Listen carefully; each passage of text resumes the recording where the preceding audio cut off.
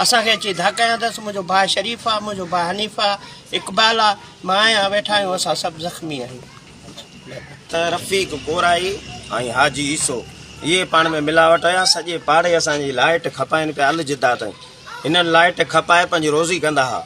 जॾहिं हिननि खे केरु चंदो न पियो ॾियो, आयो मूं वटि साईं सैयद मंज़ूर अली शाह, कामरेड अली गुल जेसर, ॿिया पूरा पाड़े वारा मूंसां गॾु थी मूंखे चयूं भाउ तूं हथु विझ, तूं सॼो ॾींहुं वेठो आहीं। मां चयो ठीकु आहे भाउ। मां साईं अॻवान चयो हर शइ कराई आहे, ट्रांसफार्म मोके करायो आहे। वरी रफ़ीक कोराई खे चयो अथई त तूं हिननि खां 30,000 महीनो वठि। रफ़ीक कोराई आयो मूं वटि, मूंखे 30,000 में बसि छाजा तोखे ॾियूं, हाजी सो मूंखे ॾींदो हो। उन जे बावजूदि मूंखे वरी एसटीए खे प्लेटूं हणी ॾिनो, 1.5 लख रुपया मूंखे महीनो ॾियो। साईं एॾो त असांखे हिन माण्हू बेज़ार कयो आहे, सो असां हिन मां तंग थी विया आहियूं। इनखे बदिली कयो वञे। सॼे पाड़े वारा जेको सुबुह वाक़ियो थियो आहे लुंड बिरादरनि सां कारे बिरादरी तरफ़ खां पहिरियां जॾहिं जी मज़म्मत कंदासीं, इहो अमल ग़लति आहे, पाड़ो आहे ऐं पाड़े में भाईचारो करे रहणो आहे।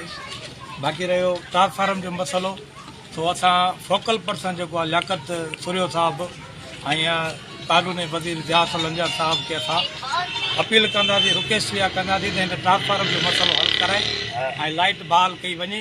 ऐं जेके हिन में मुलवस आहिनि, जेके मंथलियूं वठनि था या मंथलियूं खाराइनि था, उन्हनि जे लाइ बि क़दम खयो वञे।